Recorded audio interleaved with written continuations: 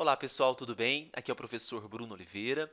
Estamos mais uma vez juntos nos estudos do Estatuto da Pessoa com Deficiência, a Lei 13.146 de 2015.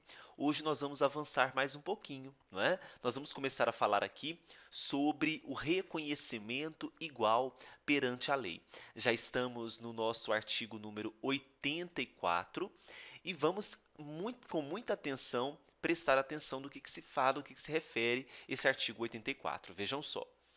Quando a pessoa com deficiência tem assegurado o direito ao exercício de sua capacidade legal em igualdade de condições com as demais pessoas. Até aqui nenhuma novidade, não é? Nós temos um reconhecimento aqui da Lei 13.146 de 2015, a respeito da equiparação de direitos entre a pessoa com deficiência e também em relação às demais pessoas. Isso a gente tem visto ao longo de todo o Estatuto, inclusive em relação à capacidade legal em igualdade, né? Então, nós temos aqui o direito ao exercício de sua capacidade legal. Bom, o parágrafo 1º, ele prevê que, quando for necessário, a pessoa com deficiência ela será submetida à curatela. Mas nós temos a curatela como um procedimento, um instituto protetivo em situações mais críticas, não é? Então, quando eu tenho, por exemplo, uma pessoa com deficiência que não tem condição de zelar pelos seus próprios interesses, reger a própria vida, opta-se pelo instituto da curatela.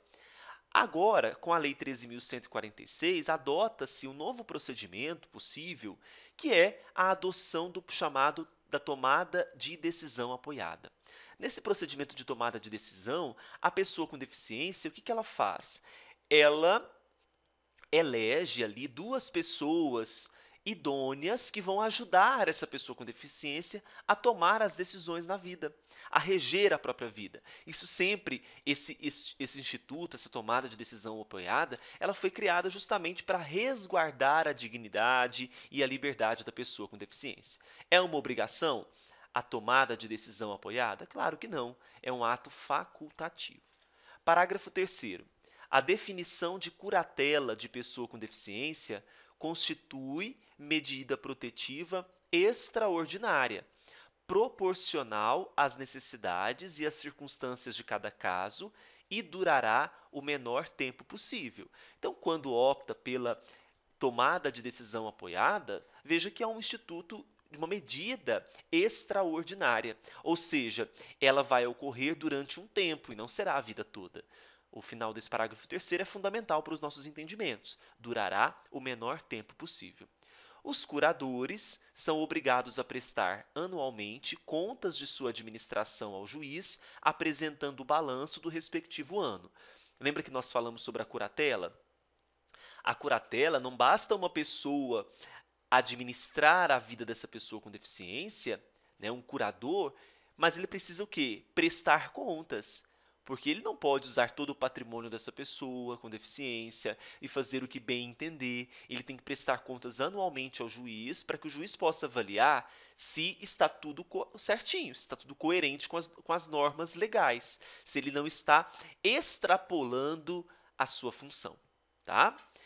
Artigo 85. A curatela afetará tão somente os atos relacionados aos direitos de natureza patrimonial e negocial. Então, a prova, o examinador pode cobrar de você o seguinte entendimento: essa curatela, ela abrange qualquer direito? Não. Somente os direitos de natureza patrimonial e também os direitos de natureza negocial. A definição da curatela não alcança o direito ao próprio corpo, à sexualidade, ao matrimônio, à privacidade, à educação, à saúde, ao trabalho e ao voto. Se falamos no 85 que somente vai atingir os direitos de natureza patrimonial e negocial, só ficará nestes patamares. Não vai atingir outros direitos, como citado no parágrafo 1º. Parágrafo 2º. A curatela constitui medida extraordinária, devendo constar da sentença as razões e motivações de sua definição, preservados os interesses do curatelado. Então, é importante que eu tenha numa sentença os limites dessa curatela. Se é uma medida também extraordinária, eu preciso saber qual que é a razão desta curatela, quais as motivações que levaram a essa curatela. No caso da pessoa em situação de institucionalização, ao nomear curador, o juiz deve dar preferência à pessoa que tenha vínculo de natureza familiar, afetiva ou comunitária com o curatelado. Claro que eu não vou pegar uma pessoa estranha para administrar a minha vida em relação aos direitos de natureza patrimonial e negocial. Quanto mais próximo o vínculo, melhor. E que tipo de vínculo que é esse? Familiar, afetivo ou comunitário. 86. Para a emissão de documentos oficiais, não será exigida a situação de curatela da pessoa com deficiência. Então, essa daqui é uma exceção, não é? Para emitir documento oficial, será exigido a curatela? Ou, no caso, será exigido o curador? Não. Para a emissão de documentos oficiais, não. Em casos de relevância e urgência, e com o intuito de proteger os interesses da pessoa com deficiência em situação de curatela, será lícito ao juiz, ouvido o Ministério Público de ofício ou requerimento do interessado, nomear, desde logo, um curador provisório, o qual estará sujeito, no que couber, às disposições do Código de Processo Civil. Tá? Então, além de ter um curador definitivo, pode ser ainda conforme prevê aqui, requerido, né, nomeado um curador provisório. Mas de tal fato, será aí lícito ao juiz, ouvido o Ministério Público, nomear, o que estará sujeito no que couber às disposições do Código de Processo Civil. Qual que é a situação, então, que nós temos a nomeação de um curador provisório? Quando houver relevância e urgência para a proteção dos direitos e interesses da pessoa com deficiência. Certo? Bem, desta maneira nós fechamos esses artigos 84 ao 87.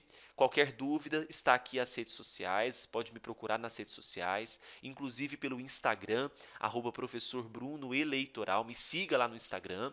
E não se esqueça que nós temos um curso, né, de 80 questões comentadas e inéditas do Estatuto da Pessoa com Deficiência. Tá certo, pessoal? A gente fecha esses artigos e continuamos aí. Nosso objetivo é fechar todo o Estatuto da Pessoa com Deficiência. Até mais.